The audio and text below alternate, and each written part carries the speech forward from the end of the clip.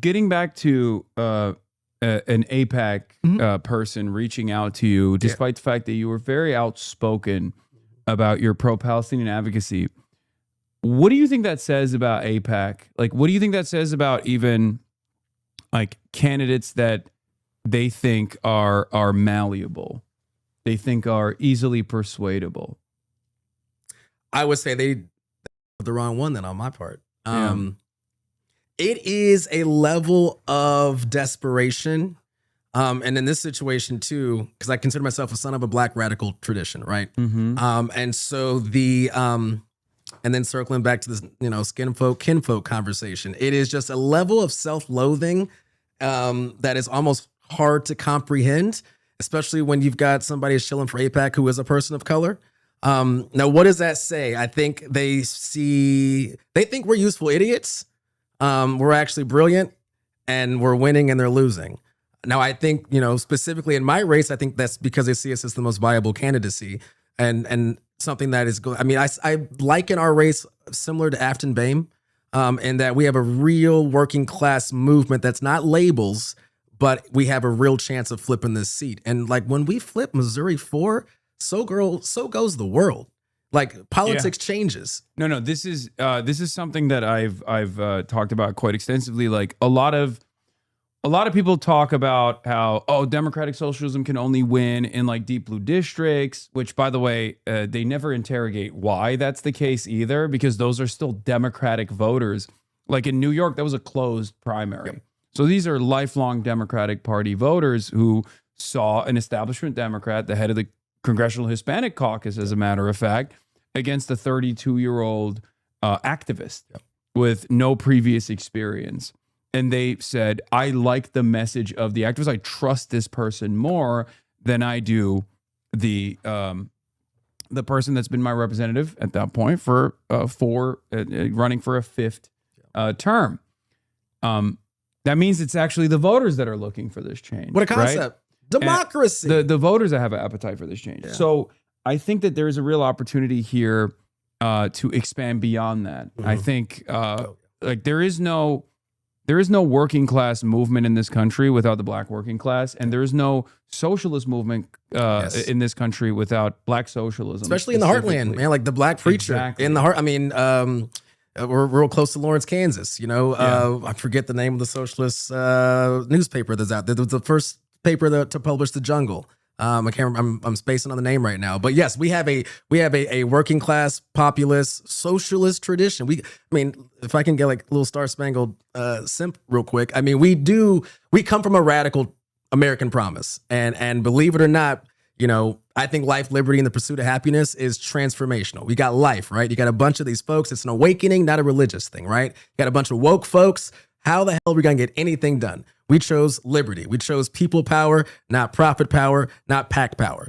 This is how we're going to get stuff done. We have a mandate now because it's the process. It's the struggle. So life, we have liberty, how we get stuff done. What do? We pursue our happiness. And what is that pursuit of happiness if not a guaranteed healthcare, housing, a job, making sure we defund the war machine, invest in babies here, not blowing up babies overseas in service to these forever wars that are going to profit the oligarchs and the war hawks and the war machine. And so I think that it's a mandate. It doesn't benefit. It doesn't benefit the citizens. And I'm wondering, since you have a lot more insight into your own district, I've spent very little time in Missouri. We'll get to that. We're going to fix that. Yeah, no, for sure. But this is something I'm very interested in hearing about, because we hear from centrist Democrats all the time that, like, you don't understand right-wing voters or independent voters in the heartland. They actually want someone who's going to be pro-Israel. And now the Republican incumbent that you'd face in November, again, this is plus 46 as a state for Trump, but the district that you're in is plus 10 is a plus 10 Republican district. Yeah. So it's certainly winnable, especially considering the newly found unpopularity of Donald Trump, because he never delivered on his promises, one of which was to end the war in Gaza, as he said, on day one, even though Israel has yet to be restrained. So the Republican incumbent you face in November, Mark Alford, took a trip to Israel, paid for by AIPAC's sister organization, met with Netanyahu, who is deeply unpopular, I assume, in your district as well, and promised to make sure American money for Israel does not wane. You got evangelical Trump voters in this district who are starting to feel like their own congressman sold them out to a foreign government. How do you talk to a conservative Christian in rural Missouri who's beginning to suspect that their representative holds the interests of Israel above the well-being of their neighbors, of your neighbors, of the constituents in this district? I would say these electeds are making it very easy because that's exactly what they're doing. They are catering to Israel, not to our folks here at home. And so I'm very unapologetic in how I present this. This isn't like people, the Palestinian question is not something I'm good at. It's like very much a core of who I am. Yeah. And so I'm straightforward. I'm very honest. So listen, Israel's apartheid ethno state that's been committing genocide to the Palestinian people since before the Nakba. They're committing ethnic cleansing in Lebanon as we speak. We should be ending all ties, all diplomatic ties with Israel, all of them. That's not a friend. That is a pariah. So how do like? Well, you tell them this. This is how what you big tell is them. how big is a force? How big of a force in politics is Christian evangelical Zionism in this district, in your opinion, though? Like, are there still people who are just like, no, we got to bless Israel. God blesses those who bless Israel, that type of thing that we hear from the likes of Ted Cruz and whatnot? Or are they more pragmatic about this, where they look at it and they're like, this is a foreign country. They're intervening in our domestic politics. Like, is there a way to get across this message to people who are perhaps the most resilient force of pro-Israel politics in the country? You just tell our folks what we're missing out of. Why are we're sending money to an Iron Dome as you just got evicted or you just lost your farmland? I mean, it is truly that simple. We are losing not just American service members, but that's the most tragic, but we're losing everything. We are losing $1 billion a day. A day. And when you say that, and like, listen, we all got screens. Our folks are seeing what's happening. They know this ain't right. They know that, like, we've been watching a genocide for nearly 3 years now, every single day. And as groceries are going up, as we've got single moms who have to decide what grocery to put back because they got rent due the next day. Or you've got folks who, again, they are family farmers who no longer have their family farm because a data center took it. And that same data center who's working on AI, it's actually just logistics for a laboratory to murder working class folks overseas. So like, we're using Missouri land to test out weapons of war and surveillance state apparatus. Like, you break that down to them because we can see what's happening, and your bills aren't getting any cheaper, and we're still at war, and we just had a trillionaire, and you can't pay your bills. We had kids in our district. I went to a school called Lee Summit West High School, Titan Pride, and I got it was on a Facebook viral message about how we need help paying some of these school lunch debts because these kids can't go get their diploma because they've got 3,000 plus school lunch debt. And you mean to tell me that we're going to send billions upon billions in service to genocide? Yeah. An empire? Yeah. Get out of here. And I'm just, you can't unlearn what you have learned. And our folks are seeing their life not being made better, but they're seeing a whole lot of money being given to Israel. And you make that make sense. We don't have healthcare here, but we're paying for theirs over there. What? Like, sometimes it's just that simple. I don't need to come in with a dissertation. I'm like, so here's as much we're giving these clowns who are blowing up, everything. And here's how much you're not getting. And here's how much you can't get from point A to point B because you don't have public transit. And on top of that, them blowing hospitals and schools over there is also leading to your gas prices going up as well over here. And our farm, and Donald Trump is saying he doesn't care about the cost of living. Literally word for word, does not care. And like I said, that crisis of conscience when it comes to America First, MAGA, our folks feel betrayed. They feel betrayed. And they, how many times do we say, we got a deficit, right? We have a spending problem and a revenue problem. Yeah, we do. We're spending money on wars that are going to last us forever. And we have a revenue problem because we're giving billionaires tax breaks. But we can somehow keep finding money to send all this aid over to Israel as we literally are having over 800,000 of our neighbors unhoused, 68,000 plus of our folks dying from a preventable illness because they don't have health care. Yeah. I mean, you just can't, you can't give me gravy and tell me it's sweet because the gravy ain't jelly. That's something we talk about in Kansas City. It's kind of a phrase there. I was a little confused by just that. Take me, just follow that walk. Just show me walk. No, I got it. I understand the principle behind it. Gravy is not sweet. It ain't sweet. Jelly is. Or Jello, I think. We got there. We put that together. You got to come to Missouri. Here, well, let's watch this. So we got Mark Alford here. Oh, I know this clip. Yeah. Yeah, GOP rep Alford says his voters are willing to pay more for gas because of war. I want to put that to a test. Now, one of the things that I want to also get across is like, what are the needs for your campaign right now? You need money, obviously. Why do you need that money? I assume you haven't received a lot of attack ads at this point. Not as far as like ads go. We've got, we have just my nearest opponent, right? In the primary. He called himself a progressive for a few weeks and he called himself a blue dog. And now he's like a capital, whatever, just making up titles pretty much. And so are there any polling numbers out there? Not yet. No polling yet. Okay. Hopefully, if things go well today, cha-ching, then we'll get some polls done. Yeah, there will be attack ads after this though. Absolutely. They'll call you. We're gonna clip this thing till kingdom come, and that's fine because listen, we need that moral clarity. I know who I am. I know where I came from. I know who brought me to the dance. It's our working people. I don't shy away from who I am and who got me here. Yeah. I am a democratic they'll say socialist. You're a radical. They're going to be like, oh my God. What's radical is that we got kids who can't get their diploma because they have school lunch debt. Yeah. That's radical. All right. I'm just getting you ready. Like they're going to say this guy went on a broadcast of a person who said, America deserved 9/11 2019. He was talking about the concept of blowback, but we're still going to rehash that. We're going to reheat those nachos over and over again to make it seem like he was saying something that most Americans don't intrinsically understand. We've gotten death threats on this campaign. I'll be completely honest with you. I know mom's watching, pops, but like it's true. We're on the Canary mission, right? And so, this is what it is. Like you come at the kings and queens and everybody in betweens and you best not miss.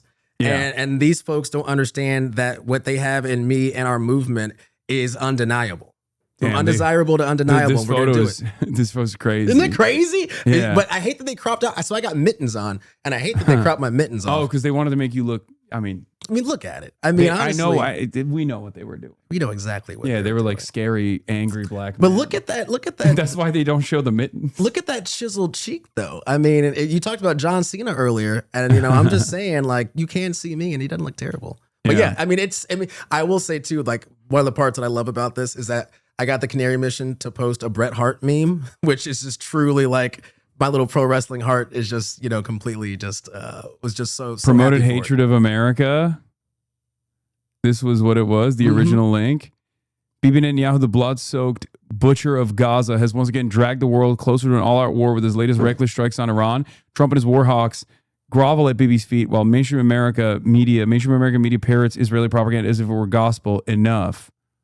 Yeah, they didn't like that one. Yeah. There's a few more they didn't like either. Maybe like all of it. Yeah, I don't think they liked any of it. Hold on. Promoted hatred of America. Let's see. That's the Bret Hart one. That's my pro wrestling shout out. I want to see the original link. Let me see this. Bret Hart claims he woke up one morning and saw the truth. America stinks.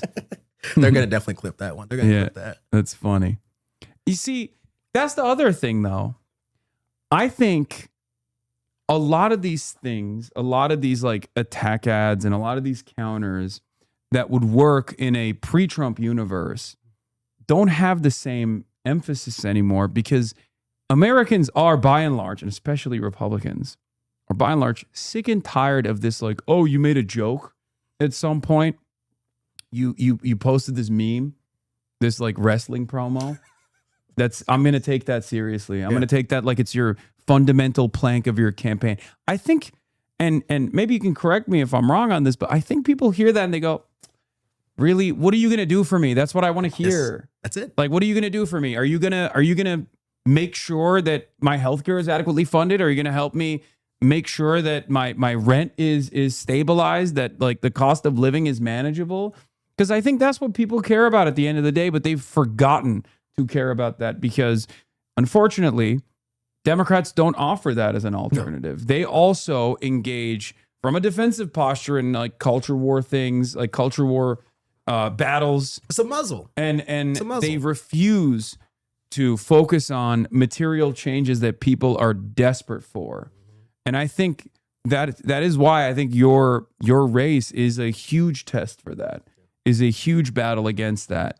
This lie that establishment Democrats have told us over and over again, that like what Americans have an appetite for in a state that voted for Trump by 46 points, what Democrats have an appetite for is a moderate position on Israel and giving Israel maybe not like $10 billion, but instead like $5-6 billion instead of cutting checks for Americans. And when and there's too many of our folks who will weaponize their identity as a way to silence any sort of answer. You know, I was listening to, this was, I think after Trump's first speech when Trump 2.0, the address he made to Congress, and it was on MSNBC. And Rachel Maddow was talking to Hakeem Jeffries, and it was like the heart of the Fighting Oligarchy tour. And so Maddow was like, so when are y'all going to do something? Like, what is happening? We got, all this stuff. And like his next sentence was something about like being a descendant of slaves, and like something about, it just didn't make any sense. Like just the weaponization of one's blackness, or the weaponization of any sort of identity as a way just to squash any sort of criticism or any sort of plan or policy. And it's like, that is, and maybe that's another reason why I'm running. It's just, I refuse to have folks use that as a shield. As someone who is a black man who lives the black experience every single day. This country was built on the backs of slaves in bondage, and also those who chose the sea also. And so I understand that when we take care of that anti-black racism, so goes the rest of those dominoes. But as we do that, it's a working class agenda too. Yeah. We take care of working class black folks. We take care of working class everybody. And so that's why it comes for me. It's not an illusion of access. It's a guarantee of coverage. And that's what is lost across the board with these bought and paid for sellouts. And that's why we got to get more of us in there to cook. Because we're taking our pain, making it policy. In the organizing space, they say, take its crisis to its creator. And it's not just the oligarchs and the C-suite. Some of this creation has been done by our electeds, Democrats and Republicans, and too many Democrats too. And so we come for them as well. So let's get back to the realm of sports a little bit. Something that I'm not very familiar with, but you are. But this angle I am a little bit familiar with. In 2024, the Royals and Chiefs tried to ram a sales tax through Jackson County to hand billionaire owners a brand new stadium. They spent $3 million on the Yes campaign, and it lost by 16 points. Beat that out. Now they're back with a $1.9 billion ballpark with up to $600 million in public money, and this time with no public vote at all. Yep. What was your role in stopping your neighbor's tax dollars subsidizing the profits of a billionaire? And if elected, will you work with local representatives to carry out the will of the voters and stop the new ballpark deal? Yes, absolutely. And so my role is just a rank and file member of a lot of good folks who made this happen. From tenants to, again, I alone didn't do a damn thing, but like when we brought that fist to its, we let these folks have it. We had a coalition of socialists, of communists, of libertarians, of conservatives. Again, the through line is that we're tired of getting by billionaires, right? Yeah. And so, what I was able to do was just help amplify this working class message that said we're not going to pay for our own displacement. And so, circling back to that same mayor who tried to get me fired for practicing my First Amendment constitutional right, that same fella who did the Trumpian tactics to get me fired is also trying to do this Trumpian tactics to move money around. It's crazy. I don't wake up every morning answering my phone and asking a billionaire how I can help them. I don't know how people do that. I don't have their numbers in my phone, and I sure as hell wouldn't cater to them. That's for sure. And so, in fact, the Missouri Workers Center. So it's a collection of, working class folks. It's our big advocacy group here in the state.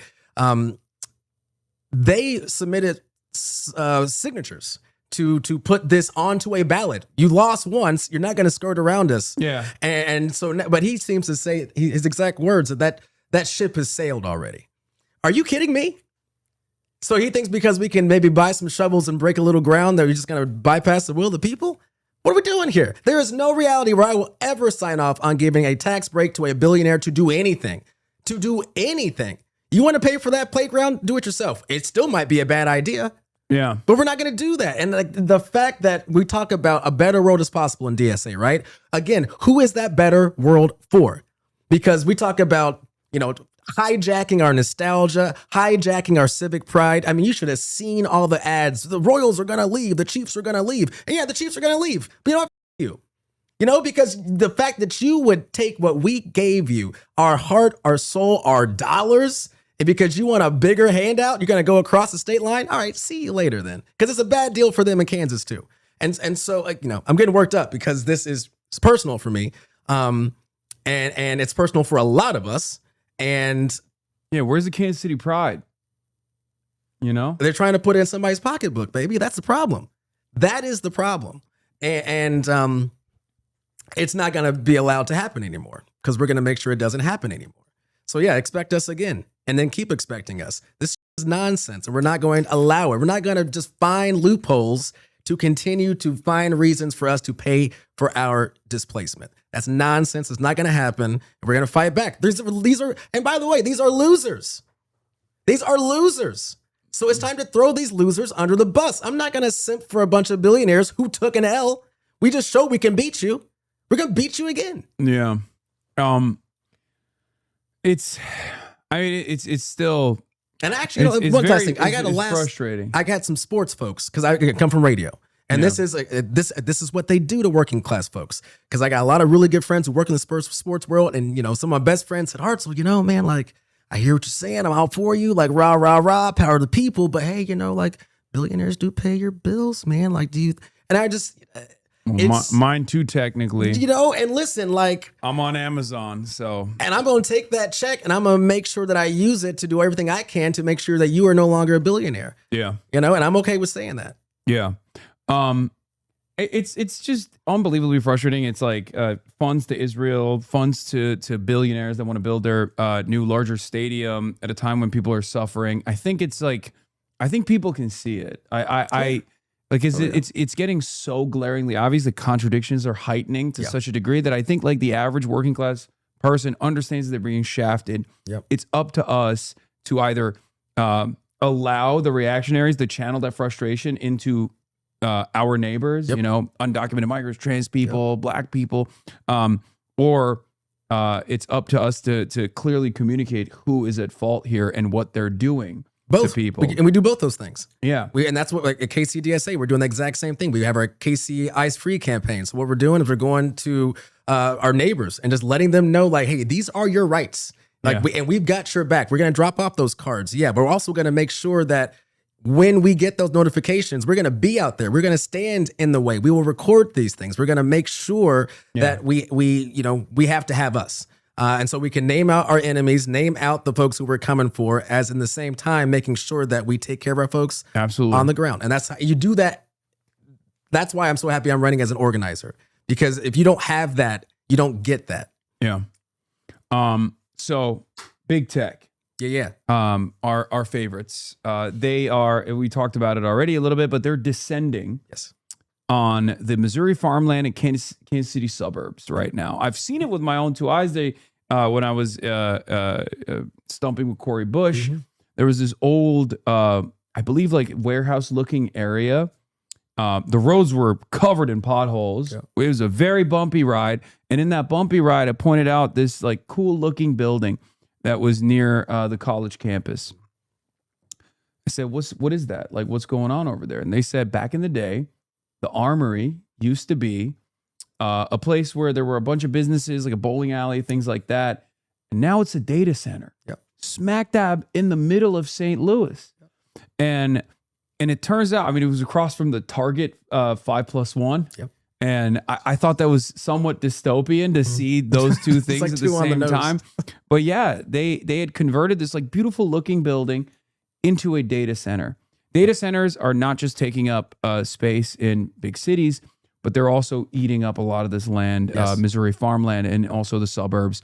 They're these AI data centers.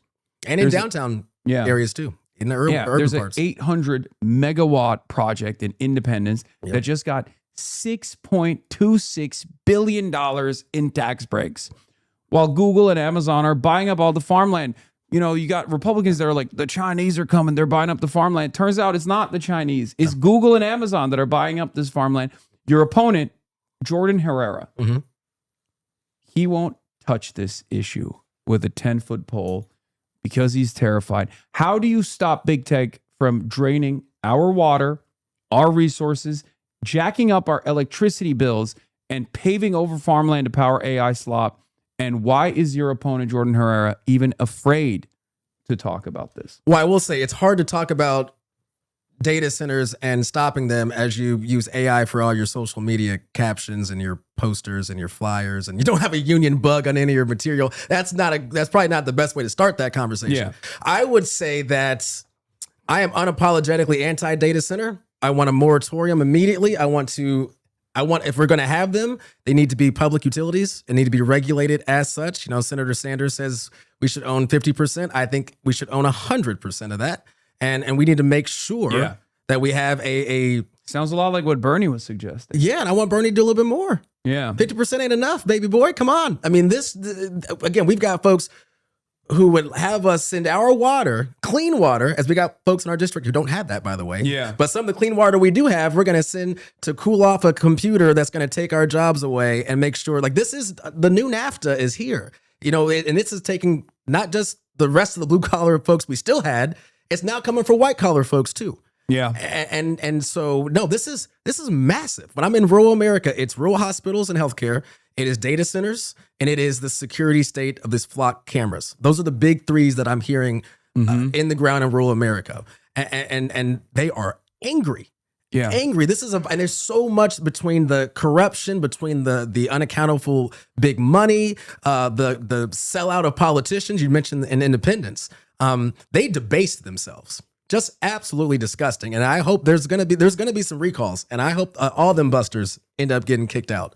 And so yes, I am not gonna sway on this. Again, I didn't say one thing and then did another thing a few months later during fundraising season. No, I stay true to who I am, and who I am is anti-data center, and it's anti anybody who would try to placate to both sides. We have no time for nonsense. We need serious people. Not a serious resume builder. We need a serious person with a serious movement ready to make serious change. Okay. And once again, support Hartzell Gray, everybody, by going to the donation link that we keep spamming.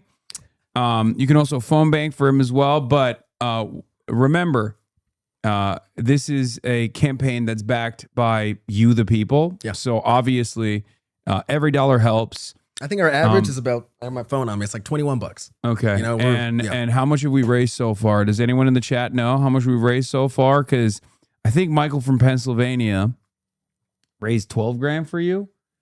I think it was 13. 13 grand for you? Okay, so we've already passed that number, but we got to double that number is what I'm saying. Okay? I love that. Oh, because that's crazy that we would get only 13.5 grand here when Mike from PA raised 13 grand on his own. Okay, this is like, we got to get at least double that number. So I need you to pump that right now. That